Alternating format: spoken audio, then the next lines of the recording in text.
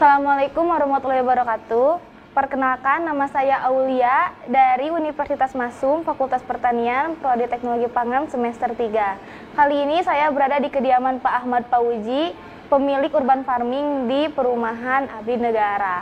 Seperti yang kita ketahui bahwa terdapat 13 konsentrasi peminatan di jurusan Teknologi Pangan dan Agribisnis, yaitu produk kopi, sirup, coklat, teh, makanan instan, susu, kue kering, kembang gula, fermentasi, urban farming, manajemen supplier hortikultura, marketplace agribisnis, dan makanan tradisional Indonesia. Nah, dalam kunjungan saya kali ini, saya berkesempatan untuk mengunjungi rumah Pak Ahmad Fauzi selaku pembisnis urban farming hortikultura yang berada di perumahan Abdi Negara. Tanpa basa-basi, yuk kita lanjut ke atas untuk melihat bagaimana urban farmingnya. Skuy!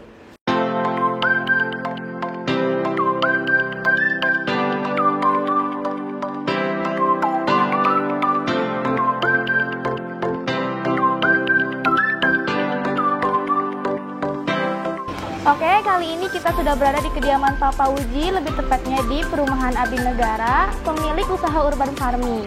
Oke Bapak, perkenalkan saya Aulia dari Universitas Masum, semester 3. Di sini saya mau bertanya-tanya sedikit tentang urban farming mungkin ya Pak? Iya, boleh. Oke, mungkin beberapa teman-teman belum ada yang mengetahui apa itu urban farming. Pak, boleh sedikit dijelaskan Pak mengenai urban farming? Ya, terima kasih sebelumnya sudah datang ke sini ya. Mungkin kalau kita apa itu urban farming, bahasa yang mungkin populer pertanian di perkotaan gitu ya, itu yang paling populer gitu. Jadi bagaimana cara kita memanfaatkan lahan untuk bercocok tanam di perkotaan. Jadi urban farming merupakan pertanian modern mungkin ya Pak? Iya, bisa seperti itu. Oke. Boleh saya tahu jenis tanaman apa saja yang cocok untuk ditanam metode urban farming Pak? Ya, jadi kalau yang kita lihat di sini, ini salah satu bentuk urban farming dengan teknologi hidroponik ya. Jadi orang sebut dengan hidroponik. Jadi hidro itu air, ponik itu berasal dari kata Yunani yaitu ponos yang artinya daya. Jadi kita memanfaatkan daya air untuk menyalurkan nutrisi terhadap tanaman yang kita tanam gitu. Jadi keunggulannya apa? Keunggulannya lebih simple ya, lebih simple, mudah diatur, mudah dikendalikan sama kita. Jenis sayurannya sebenarnya banyak. Jadi ada sayuran daun dan juga ada sayuran buah.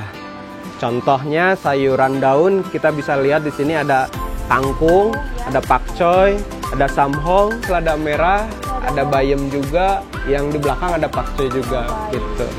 Untuk sayuran buahnya itu ada tomat, ada cabai, ada melon. Kita udah pernah kemarin kita bikin melon, cuman belum berhasil secara sempurna. Semangka juga bisa. Nah itu, jadi ada sayuran daun dan sayuran buah. Untuk kan berbeda ya Pak jenis tanamannya. Iya. Kayak sayuran daun ini pakai hidroponik. Kayak kalau sayuran buah itu apakah pakai hidroponik juga? Iya, sama. Jadi tetap kita itu pengembangannya di hidroponik. Hanya di hidroponik itu ada beberapa teknik atau beberapa cara. Kalau di hidroponik ada beberapa teknik. Yang pertama adalah NFT atau biasa disebut itu nutrient film teknik. Jadi nutrisi air itu dialirkan secara tipis. Jadi ngalir aja. Nah, itu yang pertama. Ini contohnya yang sebelah sini. Jadi airnya, jadi NFT kelebihannya itu hemat air. Yang kedua ada DFT atau Deep Flow Technique. Jadi sebagian air itu kita genangkan di dalam paralon. Nah, jadi sebagiannya tergenang setengah, tapi dia juga tersirkulasi secara baik gitu. Nah, kelebihannya apa? Kalau DFT, kelebihannya kalau listrik mati, ini nggak langsung layu. dia bisa bertahan karena ada air. Berbeda dengan yang ini, kalau ini listrik mati, dia 1 jam langsung layu karena nggak ada air, airnya cuma lewat saja. Yang ketiga ada juga duck bucket. Nah itu yang untuk menanam sayuran buah-buahan, sayuran buah, duck bucket. Urban farming ini potensinya gimana Pak? Kalau kita cerita potensi, pasti ada hitung-hitungannya. Paling sederhana saja, kalau kita katakanlah potensinya banyak sekali. Kita bisa lihat ada, kalau kita suka dunia teknologi, kita bisa jadi YouTuber hidroponik. Kalau kita suka jualan sayuran, bisa kita fokus ke penjualan sayuran. Kalau kita suka tentang instalasi, kita bisa juga fokus di instalasi. Jadi sebenarnya kalau potensinya banyak sekali. Jadi tinggal kita suka yang mana nih, passion kita ada di mana. Kalau kita suka sayuran, atau kita bisa mengembangkan ke teknologi pangannya. Misalkan kalau kangkung dijual kangkung, ya kangkung aja. Tapi kalau diproduksi menjadi makanan yang tahan lama, itu kan lebih bagus ya. Nah gitu. Meningkatkan nilai jual. Tapi kita contoh saja, kalau kangkung biasa itu kan paling mahal 5.000 ya. Nah, kalau hidroponik kita paling mahal jual 20.000 sekilo. Per kilo itu 20.000. Ya pakcoy 20.000, ini juga sama 20.000. Kalau ini 30.000 per kilo. Gitu. Jadi memang sayurannya harganya sedikit berbeda dengan sayuran biasa. Meningkatkan nilai. Iya, betul. Jadi banyak keuntungannya ya Pak dari urban farming iya, ini. Iya, betul. Oke Pak, ini urban farming ini yang Bapak miliki di rumah, ini dikonsumsi secara pribadi atau dijual ke masyarakat atau gimana? Awalnya kita hobi, jadi kita konsumsi secara pribadi. Karena banyak, bertambah, kita jual ke tetangga. Udah ada yang mau, ada tetangga daerah juga ada. Jadi sekarang alhamdulillah, jadi ketika kita mau panen, kita tinggal posting, alhamdulillah mau dipanen beberapa hari lagi. Nah terus biasanya ada yang mau ambil aja Pak semua. Nah, gitu. Itu lebih enak. Itu sudah packing, sudah kasih label, udah komplit ya. Gitu. Ada kendala nggak Pak dari urban farming ini? Kalau cerita kendala, saya yakin apapun itu yang kita kerjakan, mau bekerja di kantor, mau bekerja seperti ini katakanlah ya, itu pasti ada kendalanya. Kendalanya apa ya? Mungkin kalau karena kita main air, kendala terbesar biasanya air. Jadi kalau di hidroponik itu ada istilah soft water dan hard water. Apa itu Pak? Nah, jadi kalau soft water itu air yang direkomendasi untuk berhidroponik. Itu biasanya ppm-nya di bawah 200. Nah, ppm itu part per million ya. Nah, itu kandungan mineral yang ada di air. Nah, kalau hard water itu adalah air dengan ppm di atas 400. Nah, jadi itu tidak direkomendasi. Kenapa? Karena kurang baik untuk pertumbuhan. Kenapa kurang baik? Karena nutrisi tidak terlarut secara sempurna di air. Itu. Oke Pak. Ya, Mungkin gimana? teman-teman tahunya pertanian itu lahannya harus luas. Ya, Tanah betul. luas. Nah, urban farming ini apakah memerlukan lahan yang luas atau bagaimana? Ya, justru ini kelebihan salah satu urban farming. Dia tidak butuh lahan luas, lahan seadanya pun bisa. Ini contoh yang paling sederhana saya contohkan untuk memulai dengan lahan Iya, minim. Katakanlah kita punya hobi, dengan modal seperti ini saja kita sudah bisa untuk berhidroponik. Salah satu sistemnya adalah sistem wick atau sistem rendam ya. Jadi ini mudah, murah, dan bisa dilakukan oleh siapapun karena tidak butuh Lahan yang luas. ya, tidak butuh lahan luas, tidak butuh modal yang besar. Cukup seperti ini kita bisa.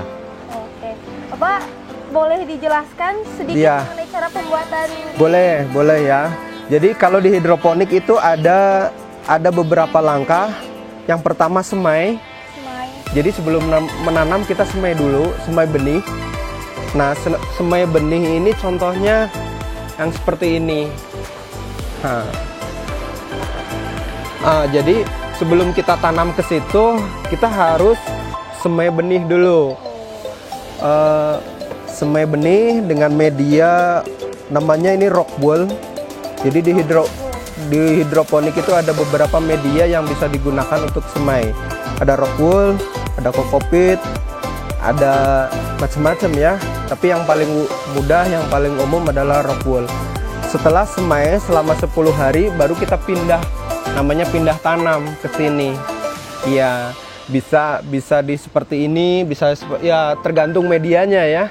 Nah, oke, jadi setelah semai pindah tanam, dan jangan lupa kita kasih air, dan air ini kita kasih nutrisi. Kalau di hidroponik disebut dengan nutrisi AB mix. AB mix itu sebenarnya isinya ada 13 unsur minimal. Jadi sudah campuran gitu ya. Nah, untuk sayuran, kenapa hidroponik bisa kita kontrol? Karena nutrisi yang kita berikan itu kita bisa ukur.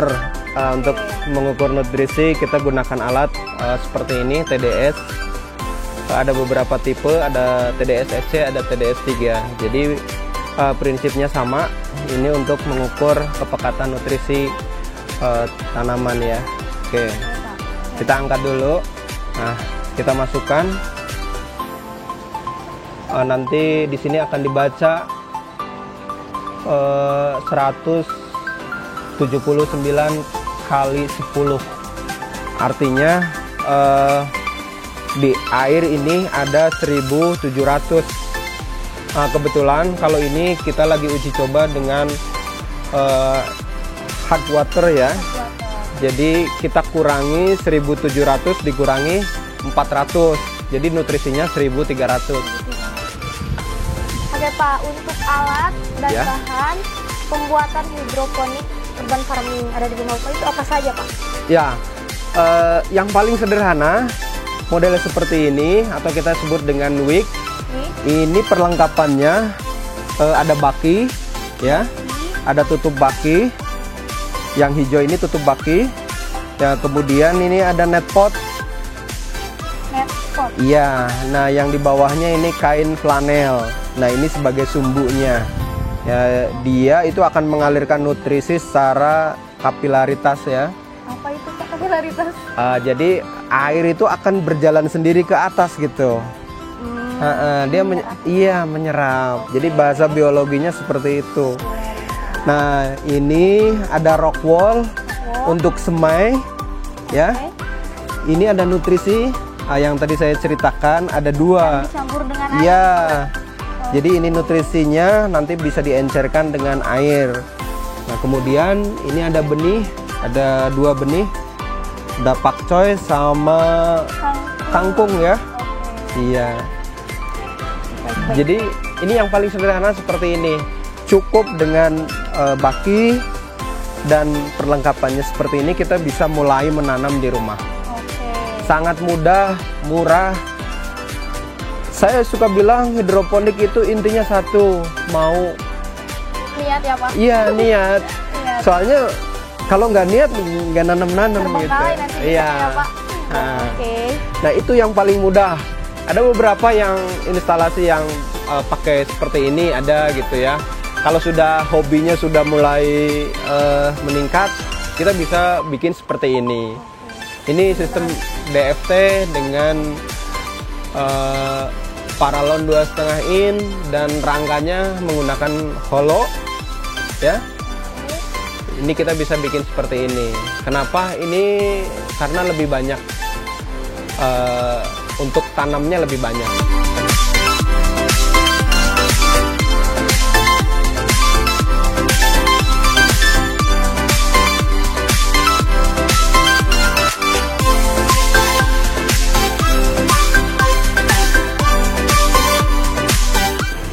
Pak. Terima Ya. kasih atas informasinya. Iya, sama-sama. Saya dan juga teman-teman yang menonton ya Pak. Ya. Oke.